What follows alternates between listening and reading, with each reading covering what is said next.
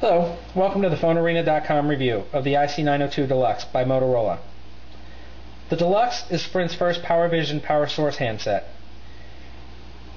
PowerVision means that it runs over the Sprint 3G CDMA EVDO network, whereas Power Source means it's a hybrid CDMA IDEN device.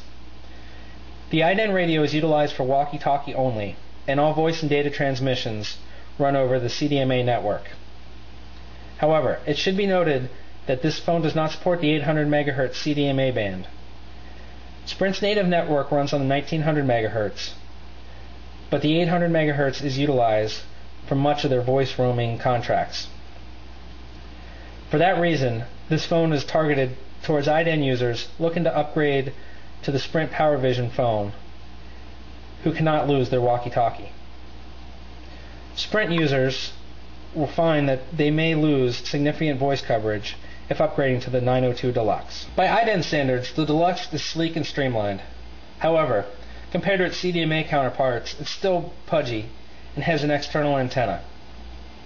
At the top of the phone, you'll find a multifunction and speakerphone button. Along the left side is a volume up and down rocker, the direct connect button, and the headphone jack. The headphone is a standard 2.5mm jack. However, it also has the halo around it, which makes it compatible with direct connect headsets. On the top of the flip portion, you'll find the slot for the micro SD card. We like saying it here rather than underneath the battery. The front of the phone has a 2 megapixel camera with the flash and a fairly large 1.3 inch 120 by 160 display. On the right side, you'll find the mini USB charging port, music controls, as well as a camera button, and the flip button, which houses the status LED.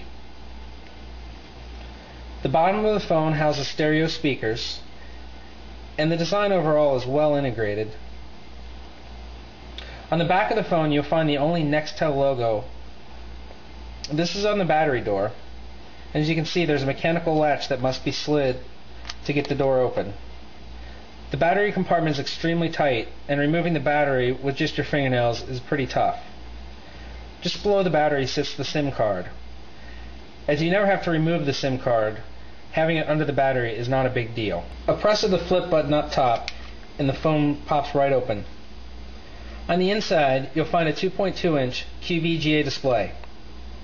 This display features 262,000 colors, which means it's crisper than other Motorola screens we've reviewed in the past.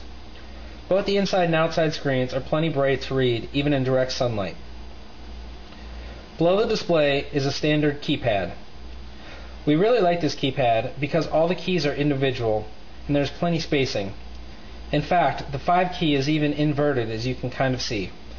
It also has a nub, which makes one-handed dialing extremely easy. You'll find left and right soft keys, a camera and back button, and the standard 5-way directional pad, menu OK button, send and end buttons above the dial pad. While the Deluxe does feature the Nextel Direct Connect, it's a CDMA phone through and through. The software is nearly identical to the software you'll find on any other Motorola PowerVision phone. The only difference is that where the on-demand used to be housed, there's now a walkie-talkie icon. The on-demand has been moved to where the tools icon was, and tools and settings has been merged. There are 3 menu options: the grid view, the list view, and the tab view. As we found with other Motorola's, the order of these icons change from the grid versus the tab and list views. Because the IC902 is a PowerVision phone, it has support for all the applications such as Sprint TV and radio, on demand, and the Sprint Music Store. As you can see here, we're in the media player, which houses Sprint TV and radio. Users can sort by category, and this uses the old media player version as opposed to the new Sprint TV application we've seen on phones such as the Music and Razr 2. One gripe that we have about this is that the videos utilize very little of the QVGA display. We're not quite sure why this is the case, but as you'll see here in a second, the video is very small. The user does have the option of going into widescreen mode, and here the whole display is used. However, because the speakers are down at the bottom, all the sound comes from the right, which makes it sound a little strange.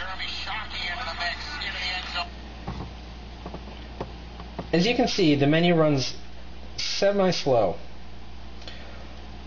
An anomaly that we found is that while in the main menu, there's a significant amount of menu lag. For instance, if I hit menu 2, the phone does not respond immediately.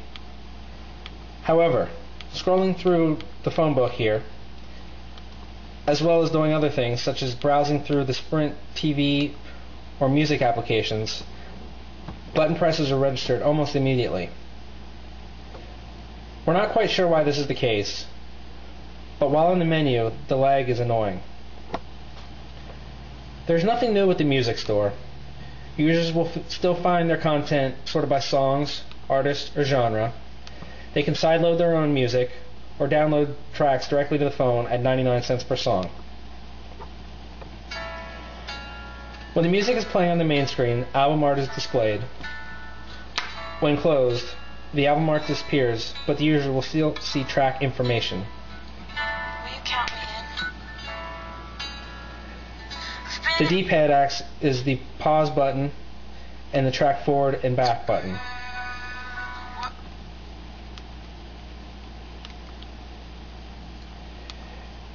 The other Sprint PowerVision application is on demand. Here, the user can get customized zip codes. Overall, we came away very impressed with the IC902 Deluxe by Motorola. The phone is targeted at IDEN users who want the power of the Sprint network but cannot sacrifice their walkie-talkie. In the Deluxe, the users will find the precious walkie-talkie feature, but they'll also find a nice sleek phone and a full array of features such as the Sprint Music Store, Sprint TV, and 3G data access. The main gripe we have with the phone is the menu lag, but that's something we can learn to live with. For IDEN users looking to upgrade, we definitely recommend this phone.